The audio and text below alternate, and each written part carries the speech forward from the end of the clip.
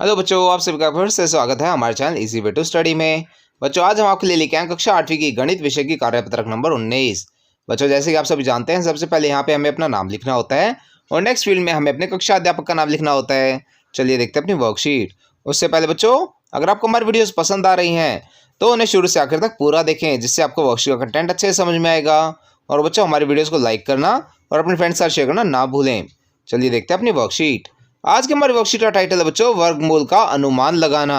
इसमें हमें प्रिया और रिया के बीच की बातचीत बताई गई है, जिसमें प्रिया कहती है इस आकृति को देखकर बताओ इस आकृति का आकार क्या होगा। यहाँ बच्चों हमें एक आकृति दी गई है। प्रिया इसके बारे में अपनी बहन रिया से पूछ रही है कि इस आकृति को देखकर बताओ कि इसका आकार क्या हो सकता है। रिया कहती है वर्गाकार दिखाई देती है, परंतु लंबाई और चौड़ाई को मापना होगा। प्रिया कहती है क्या तुम बिना मापे लंबाई और चौड़ाई बता सकती हो। रिया कहती है नहीं। प्रिया कहती है यदि इस आकृति का क्षेत्रफल 225 वर्ग सेंटीमीटर है और हम इसका वर्गमूल अनुमान लगाकर निकाल सकते हैं। रिया कहती है कैसे। तब प्रिया कहती है आओ मैं आपको समझाती हूँ। बच्चों, इसका क्षेत्रफल दिया गया है 225 वर्ग सेंटीमीटर। अब इसके बाद बच्चों हमें क्या दिया गया है, इसके बाद हमें एक तालिका दी गई है जिसमें हमें 3 कॉलम्स दिए गए हैं। सबसे पहले में संख्या दिखाई गई है, दूसरे में उसको वर्ग की फॉर्म में कैसे लिख सकते हैं वह दिखाया गया है, और जब इसका वर्ग करते हैं तीसरे कॉलम में दिखाया गया है कि उसका उत्तर क्या आएगा।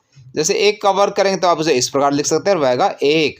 2 के वर्ग को आप इस प्रकार लिख सकते हैं और उत्तर आएगा 4। इस प्रकार 3 का वर्ग आएगा 9, 4 का 16।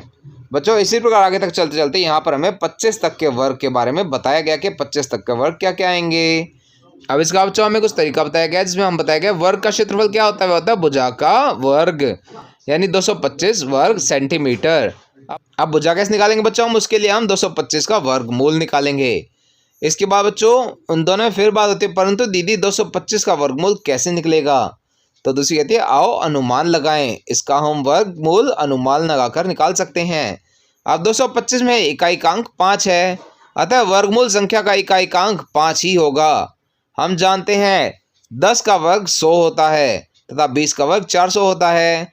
तो बच्चों जो हमें नंबर दिया 225 वह 100 और 400 के बीच में है। 10 और 20 के बीच एक ही संख्या है जिसका इकाइकांक 5 है, अतः वह अंक है 15।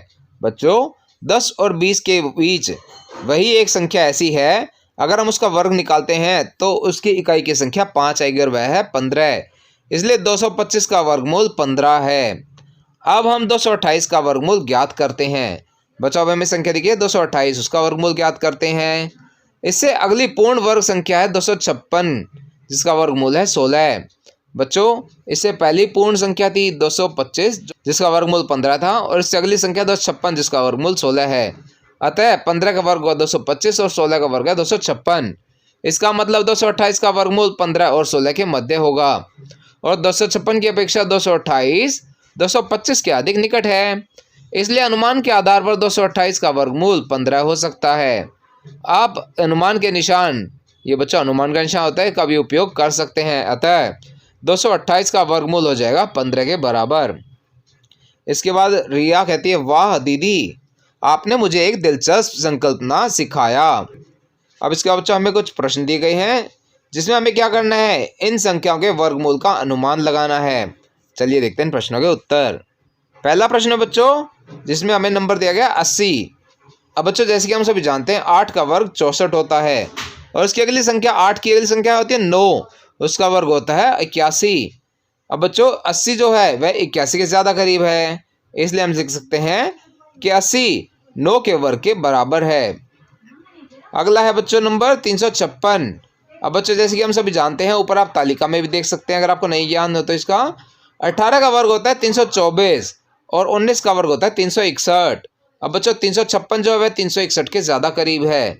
बच्चों आप देखेंगे 356 जो है एक पूर्ण वर्ग संख्या नहीं है, तो इसलिए हम देखेंगे वह किसके ज़्यादा करीब है। हमने आप देखा 356 जो है 361 के ज़्यादा करीब है, इसलिए हम लिख सकते हैं 356 जो है वह 19 के वर्ग के बराबर है या आसपास है। अगली संख्या बच्चों 509। इसमें बच्चों हम दूसरा मेथड ट्राई करेंगे जो हमें शुरू में दिखाया गया था। 509 में इकाई स्थान पर अंक है 9। हम जानते हैं 20 का वर्ग होता है 400 और 25 का वर्ग होता है 625। अब बच्चों 509 जो होता है 400 और 625 के बीच में आता है। 20 और 25 के बीच केवल एक संख्या होती है जिसके वर्ग में इकाई 9 होती है, वह 23 है। लेकिन 23 का वर्ग होता है 529, यानी हमारा जो 509 है वह 23 का वर्ग नहीं है। अब बच्चों हम देखेंगे 509 क्या है, 529 से छोटा है, तो हम उससे पिछली संख्या का वर्ग निकालने देखते हैं कि वह उसके बराबर तो नहीं है। अब 23 से पिछली संख्या थी यानी 22, उसका वर्ग है 484। यहाँ बच्चों 509 जो है 529 से ज़्यादा करीब है, इसलिए हम लिख सकते हैं 509 23 के वर्ग के बराबर है। अगला है 628। अब बच्चों इस संख्या में हम क्या करेंगे, हम जानते हैं 25 का वर्ग क्या होता है 625, और उससे अगली संख्या यानी 26 का वर्ग होगा 676। अब बच्चों 628 जो है 625 के ज़्यादा करीब है, इसलिए हम लिख सकते हैं कि 628 जो है वह 25 के वर्ग के बराबर है या आसपास है। बच्चों यह हमारे वर्कशीट का आखिरी प्रश्न था। इसी के साथ हमारी वर्कशीट यहाँ पर समाप्त होती है। आशा करते हैं आपको अच्छे समझ में आई होगी। बच्चों अगर आपको हमारी वीडियो पसंद आई हो तो उसे लाइक करना और अपने फ्रेंड्स के साथ शेयर करना ना भूलें। साथ ही अगर आपका कोई क्वेश्चन है तो उसे आप कमेंट सेक्शन में ज़रूर पूछें, हम आपके क्वेश्चन को जल्द से जल्द आंसर करने की कोशिश करेंगे। और बच्चों अगर अभी तक आपने हमारा चैनल सब्सक्राइब नहीं किया है तो ऐसी ही नई नई वीडियोज़ को देखते रहने के लिए हमारे चैनल को सब्सक्राइब करें। साथ ही बेल आइकन बटन ज़रूर दबाएँ, जिससे हमारी कोई भी नई वीडियो आते ही आपको तुरंत नोटिफिकेशन मिल जाए। Thank you.